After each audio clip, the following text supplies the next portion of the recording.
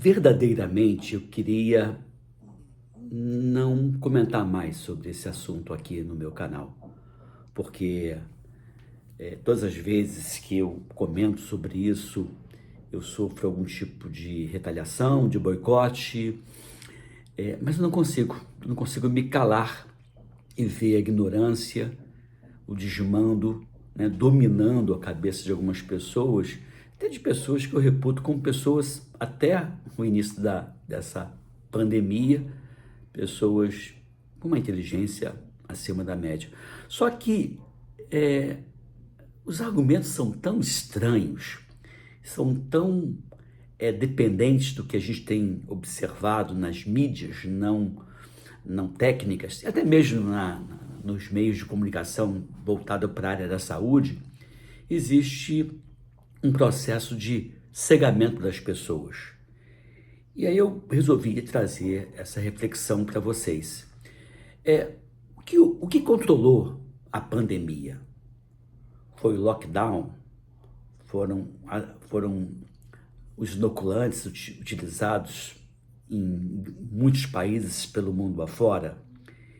E eu asseguro que o que controlou a pandemia não foi uma ação do homem. Eu até questiono se esse vírus foi produzido no laboratório, se o vírus foi alguma ação do homem, mas o controle da pandemia não foi por ação do homem, não foi o lockdown, não foi a imposição do passaporte, não foi a obrigatoriedade do uso dos inoculantes. Então, se não foi isso, o que controlou então a pandemia? Para quem não me conhece, meu nome é Edmilson Migovski, eu sou médico, professor da UFRJ, com 40 anos de formado, onde na UFRJ eu fiz minha residência e mestrado em pediatria, doutorado em doenças infecciosas e MBA em gestão. E eu tenho aí, portanto, um currículo bastante interessante, bem acima da média brasileira, que me dá a condição de opinar. Pode ser até que eu esteja equivocado, embora eu ache pouco provável. Então, o que controlou essa pandemia? Na verdade, quando os inoculantes chegaram no Brasil, por exemplo, já tinha cerca de mais de 30 milhões de casos notificados.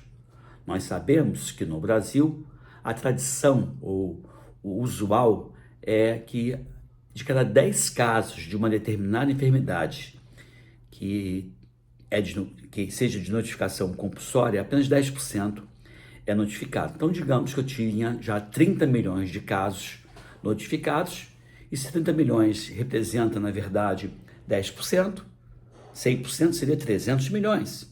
Uma população com um pouco mais de 200 milhões de habitantes, é o caso do Brasil, virtualmente, os brasileiros tiveram a infecção pela Covid, pelo vírus, né, SARS-CoV-2, uma ou duas vezes, algumas pessoas mais. Você vai me dizer assim, mas eu não tive. Sim, boa parte das pessoas que eram infectadas não tinha sinais e sintomas da enfermidade, né? Então, o primeiro fato foi esse. Quando o inoculante chegou, já estava meio que sob controle, né? Então, não foi o lockdown, não foi o passaporte vacinal, não foi a obrigatoriedade de se fazer inoculante, e sim o comportamento próprio do vírus. E é assim, o vírus ele chega com maior agressividade, e quanto mais agressivo for esse vírus, maior é a chance da pessoa adoecer de uma forma mais grave, não ficar circulando por aí, portanto fica confinado em casa, e aí você pode ter o óbito ocorrendo, e quanto maior a letalidade, quanto maior a agressividade desse vírus, menor a chance desse vírus se tornar um vírus pandêmico. Então, quando a gente observou a queda dos casos, pode ter certeza que a queda dos casos foi consequência de uma disseminação grande, acometendo virtualmente 100% da população mundial, e com isso o esgotamento natural dos suscetíveis, levando o que a gente chama de imunidade de rebanho, não inoculante induzida, e sim por causa da disseminação do vírus na sua forma selvagem. Então, as pessoas que ficam defendendo o inoculante não têm o costume de fazer essa reflexão. Também entendo que algumas pessoas falaram assim, não, porque eu sou contra esse inoculante, porque ele foi desenvolvido muito rápido. O problema, na minha opinião, não foi o fato de ter sido desenvolvido muito rápido. O problema, na minha opinião, é que mesmo depois de você observar que esse produto não era seguro, que esse produto não era eficaz e que esse experimento, né, de RNA mensageiro não era seguro como se propagava e com tantos eventos adversos graves, inclusive algumas pessoas que perderam a sua vida por causa do inoculante, é a insistência do inoculante. E tem um fator que, na minha opinião, seria o mais decisivo.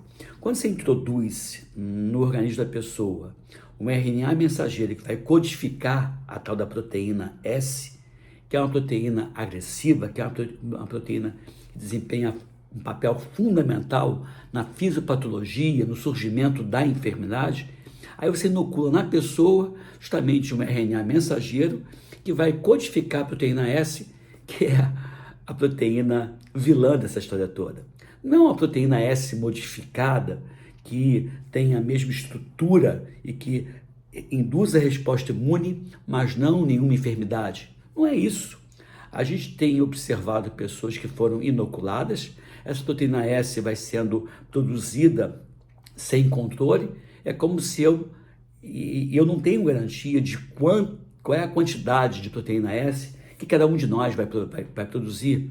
E é por isso que varia muito de pessoa para pessoa os seus eventos adversos, que tem algumas pessoas mais competentes do ponto de vista imunológico, que dá uma baixada de bola na proteína S, e outras pessoas não. E aí a gente está agora contabilizando enfermidades relacionadas com alguns produtos, né? A gente viu lá atrás que alguns eram responsáveis por causar trombose, infarto agudo do miocárdio, acidente vascular cerebral, e esses foram retirados do mercado, mas deixaram, né, como uma herança maldita esse produto. E que eu tenho observado que a população não está se deixando levar, né, de uma forma assim, no toque da flauta, né? Estão começando a ficar muito críticos e a consequência é o comprometimento da cobertura para esse tipo de inoculante, ainda bem, e aí a necessidade de se jogar fora determinados inoculantes que vêm perdendo, ou lotes que vêm perdendo a sua validade. Esse é o lado bom, a população está desconfiada do inoculante. O lado ruim é que aquelas vacinas tradicionais, seguras e que são eficazes e que foram utilizadas em larga escala mundial e que foram responsáveis por controle de determinadas enfermidades e até a erradicação, por exemplo, da varíola, essas vacinas estão com as suas coberturas comprometidas e aí a gente começa a contabilizar enfermidades que vão retomar por causa da desconfiança. Então, eu queria que você separasse o joio do trigo. Aquelas vacinas clássicas que são elaboradas com vírus inativado ou atenuado, ou toxoide tetânico, toxoide difterico, ou seja, não é uma toxina tetânica, não é uma toxina difterica, não é uma proteína S que causa enfermidade. São estruturas que foram modificadas e que induzem a resposta imune sem os eventos adversos que esses inoculantes atuais vêm provocando. Então, por favor, separe o joio do trigo, né? Tenha essa visão crítica e eu acho que vale a pena você considerar a manutenção dessas vacinas clássicas e realmente ficar pé atrás com esses inoculantes. Então, se você me perguntar se foi o inoculante que controlou a pandemia, eu vou dizer para você, óbvio que não. Quando o inoculante foi utilizado, já havia disseminado o vírus pelo mundo todo e boa parte da população, não só brasileira, mas população mundial, já tinha sido infectada com o vírus lá original e essa infecção causou uma resposta imune e a tal da imunidade de rebanho. Agora, esse vírus vem se modificando, diferente do vírus original, e a nossa sorte é que continua sensível àqueles medicamentos que foram reposicionados, aquelas moléculas que foram reposicionados, continua esses medicamentos sendo úteis, só que as pessoas não falam, porque são medicamentos sem patente, são medicamentos que não tiveram estudos duplo cego, prospectivo, randomizado, placebo controlado, que possa fundamentar dentro do princípio da medicina baseada em evidência. Então as pessoas criticam isso. Cá entre nós, os cães ladram e a caravana passa. Eu continuo no meu propósito de minimizar dor, sofrimento, sequelas, internações e mortes, e conto com você em divulgar esse vídeo, tá bom? E de 0 a 10 qual é a minha nota? E, por favor, dê o seu like e também compartilhe esse vídeo, que são informações como essa que vão ser úteis para fazer com que as pessoas pensem de uma forma mais clara, crítica e inteligente. Fica aqui, fique bem, fique com a gente, obrigado mesmo, fica com Deus.